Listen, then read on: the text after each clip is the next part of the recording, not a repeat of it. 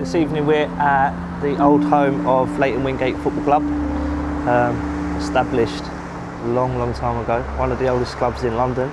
There used to be an arch to the entrance of that fence, and it had home of Leyton Wingate written on it. Semi-professional in the Ryman League. Quite a few memories of when they used to play, especially being a regular at the Hare and Hounds. Used to get all the fans coming in, and there was always a buzzy atmosphere on a sort of Saturday afternoon. Grassroots football was always interesting. The atmosphere was always good and pleasant. The local lads, if they had young kids, they used to bring them over to Saturday to watch them. And yeah, it's just a friendly atmosphere and really good to come along, really. I believe the gates shut as they run out of money. I believe from local rumour that they couldn't afford to run the club anymore. This new building here, which is now the Saffron Kitchen, the Indian cuisine, which is actually really nice.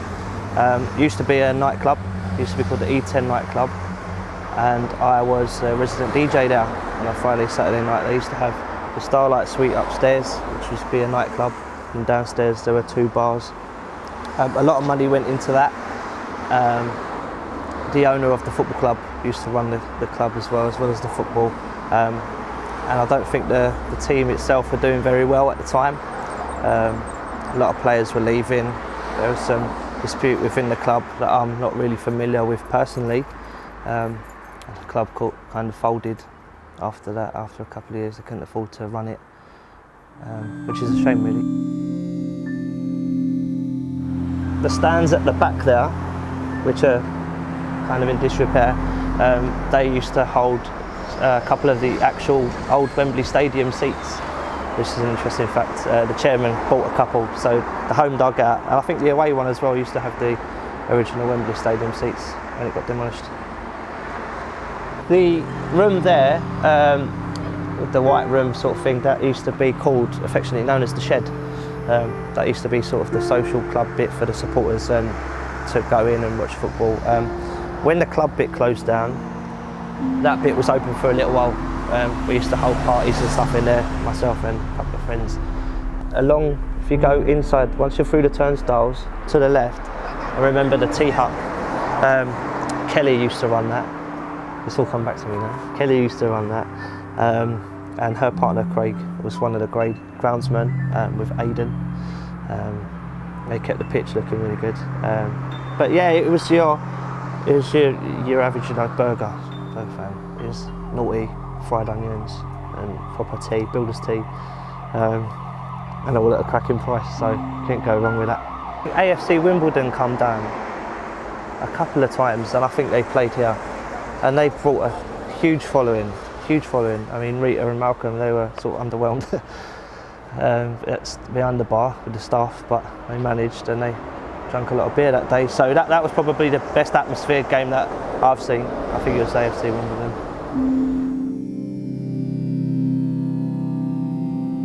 I mean, when we played our cup final on there, 2004 for the school, the pitch was in disrepair itself. It was playable. It was a playable surface. But that's when the stadium started to go in decline. And then we thought that, they probably are not going to make it any better. Probably haven't got the funds to improve the pitch itself. But just the stands, just everything rotting away is a shame, and it's a waste of resources, I think.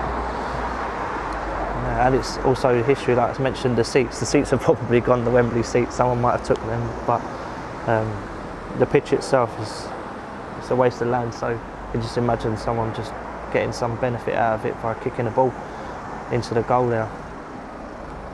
With what's going on in Waltham Forest, expansion of flats, land taken over for housing, it's the speculation that this land is going to be taken over for flats inevitably. What does it mean to the community to have this ground closed like this? It's taken a big bit of history and away from the community, I think, and certainly a more affordable one. As I said, being a lower league club, it was affordable, because when it was open, if you're going back about 10, 15 years, the region around here is mainly council tenants. So maybe they would find a weekend to watch the football quite affordable coming here, and it'd be enjoyable for them, and they've taken that away. And also the coaches that used to represent Leyton Football Club, they used to have a lot of younger teams. Even if their younger teams used to play over Marsh Lane, they've taken that away from the youth, I would say.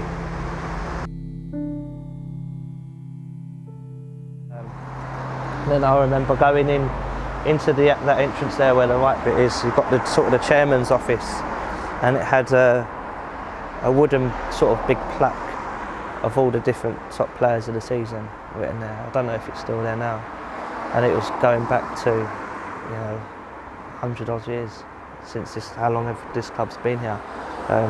So it's sad that there's no other names being added to that plaque. So just a lot of history and a lot of time spent with the club is just gone. And although some people might say, oh, time moves on, things close, clubs fold, but I feel that there weren't much done to save this club, personally.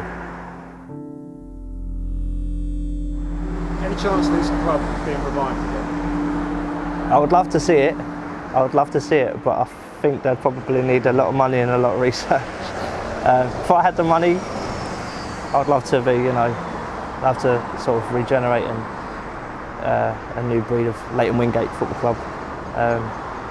And I think there's a lot more people out there who would probably agree and probably know a lot more than me personally, but they would probably agree that we'd want to start something new.